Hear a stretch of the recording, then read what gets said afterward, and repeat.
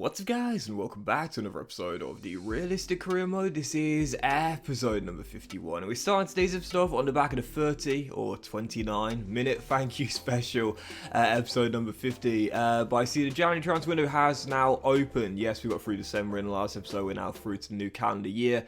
And as you can see, we've made a sale already. Yes, we agreed it during the autumn period. Hans Hatterberg, who we signed last year on an 18-month contract in January on a free transfer, has left to AC Milan for £13 million. Quite a realistic destination, I'd say, after all the years he spent at Napoli. Sorry, not Napoli, Atalanta, my apologies. But yeah, Hatterberg back in this area, gone to AC Milan. And 13 mil, I will take it. So, because of that, a little bit of money remaining in the budget for this upcoming January window, but after an amazing run of form with the Toffees, 8 points clear at the top of the table, 18 games to go. Well, I said it in the last episode right at the end, feeling a bit like Arsenal right now. You know, we didn't expect to be in this position, but here we are, top of the table. And listen, you know, my target this year was top 4, okay? Alright, so if we do bottle this 8-point lead, I'm not going to be too disappointed, but I know there'll be a lot of memes circulating on Twitter, let's just say that. Anyway, for the first game of today's episode, on the back of the win against Liverpool, 3 Merseyside derbies in like 2 weeks. Obviously, we lost in the EFL Cup quarter-final, but I didn't mind that one bit because we won back-to-back. First time since I've taken over as Everton manager, I was able to win at Anfield for the first time, and first time in all the years we've been here that we've won back-to-back against Liverpool, home and away in the Premier League. Taking on Newcastle away at St James's Park, first fixture of January, taking on Eddie Howe's side. They haven't really done that well in the game, though of course they are in the Europa League this year after winning the Europa Conference League last season. But heading into the game here, not too many chances in the first half. Missed a golden one through Kefren Turam. How I fell to the target there I do not know, but Callum Hudson-Odoi did give us the lead with his 7th goal of the season. Brilliant little piece of awareness there to make the tackle, run through one-on-one and slot it home as well. Could have made it 2-0 right for the break. Good save, kept us still leading by just a 1-0. And then in the second half, in a half run, you know, like I said, not played especially well, just taking the chances that I did have. Newcastle had a great chance to level it through Dan Burn, trying this audacious chip 20 minutes after the restart. It was hilarious. Of all the players to try that, you would not expect it to be the former Brighton defender Dan Burn, but he almost leveled it in sensational fashion, and Newcastle really turned it on in the second half after a really poor first half where he didn't really cause Pickford any problems at all. Jordan had to make a great save there to keep us still leading by 1, and then in the 90th minute here, still up by a goal in the second half where I hadn't really done too much. A chance to rack the points up. Hudson-Odoi, who got our first goal, great piece of dribbling here, finds Kefren Turam, lovely through ball to find Nathan Patterson in behind Sanusi and rolls it across to DCL. Yep, Dominic Calvert-Lewin, now a bench striker for us since the return of Romelu Lukaku, but this is the second time this season he's came off the bench to grab me a goal late on.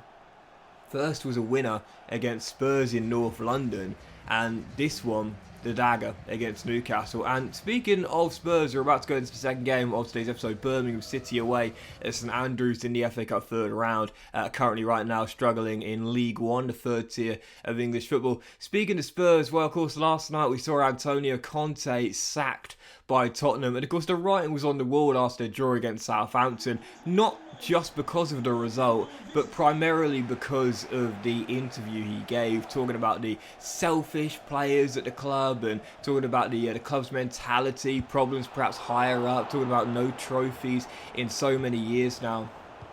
I think the writing was on the wall after that interview. It really reminded me of what we saw earlier this season with Scott Parker, you know, at Bournemouth. A completely different, you know, type of comment, if you will, but certainly a, let's just say, giving a gun, you know, to the pals being saying, just shoot me, you know, just get it over with. That kind of felt exactly What we saw with Scott Parker at Bournemouth earlier this season after their 9-0 thrashing in Anfield, when he then said we haven't got enough quality to stay in the Premier League. Well, saying that is just asking to be sacked. And for Antonio Conte, I think we all knew it. We saw it last week, the 3-3 draw at Southampton when they were leading 3-1 in the second half. To surrender that lead against bottom of the table, I think, yeah, after his comments, I think everyone knew that was going to be Conte's last game in charge of Tottenham Hotspur. So I don't disagree with the sacking because of the comments that Conte made. I do feel a bit sorry for the guy, obviously, you know what I mean?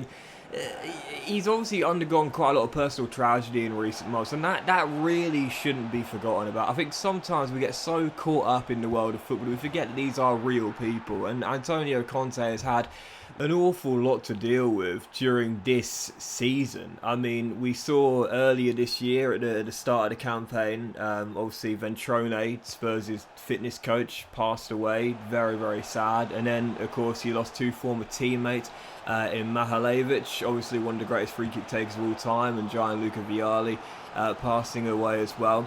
Very hard to deal with, you know, losing three close friends at any time in your life, you know, let alone in just a span of a few months.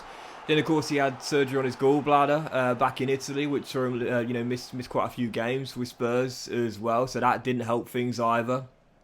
So, you know, he had quite a bit of personal tragedy to deal with throughout this season, if you will.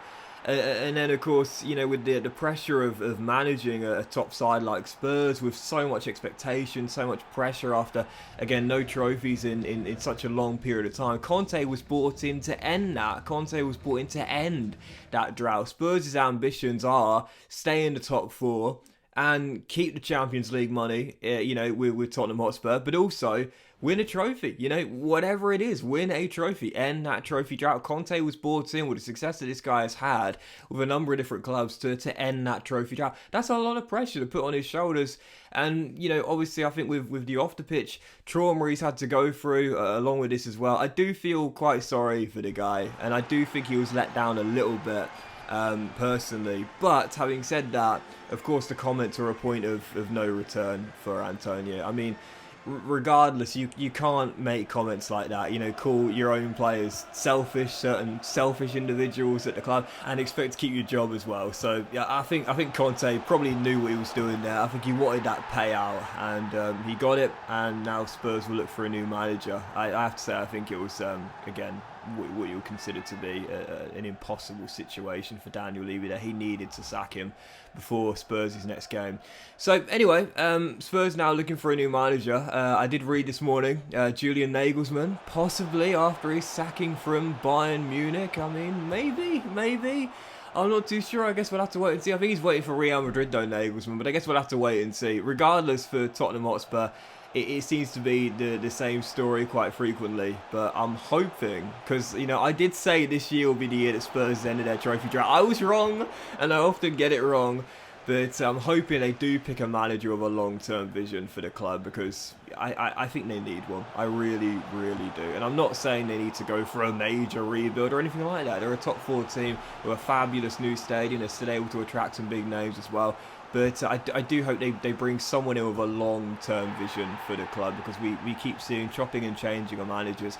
And clearly, whilst they are in the Champions League, once again, it's not doing them good in terms of trying to end that trophy drought, which is what Spurs fans want more than anything.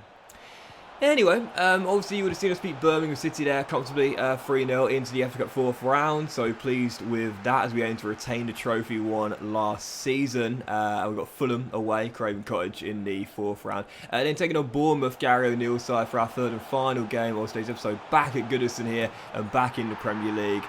And we ran rampant in this game. Yeah, we went 2-0 up in the first half, Romelu Lukaku getting another one, always pleased to see it, and then in the second half, this was hilarious, absolutely hilarious. I love it when these little glitches happen in the game, they're so funny. Steffi Mamadini goes to celebrate with me and I turned his back on I turned my back on Steffi Mamadini as he came to celebrate with me, and then minutes afterwards, if that was bad enough, Callum Hudson-Odoi I don't know what's happened to his arm there, but let's just say that he'll be seeing the physio after the game to make sure he's alright. Hudson-Odoi's arm glitches out. Thankfully, it appears to pop back out after it popped back in. Nice little party trick there from Hudson-Odoi. Even so, 2 late goals after Thuram and Lukaku scored in the first half. Comfortable win against the Cherries. Everton's winning run in the Premier League continues. And it means that with 16 games to go, we aren't just still top of the table, but we've now gone 10 points clear. It is the largest lead at the top of the table we have had since the season began. But our next game, I think, is the one where we'll know if we are real favourites or not. Because we're away at the Etihad against the Premier League champions, Manchester City. Yes, we're top. Yes, it's double digits. But like Arsenal, I'm still saying top 4 is all we really want. But that will end today's episode of the Realistic Rumour, guys. Big thank you for sure you enjoyed it. If you had done, please do drop a like. Much love to you. All have a fantastic day, and I will see you for the next episode of Realistic Rumour. Massive game, perhaps the biggest in a league game of my Everton career, away at the champions very soon.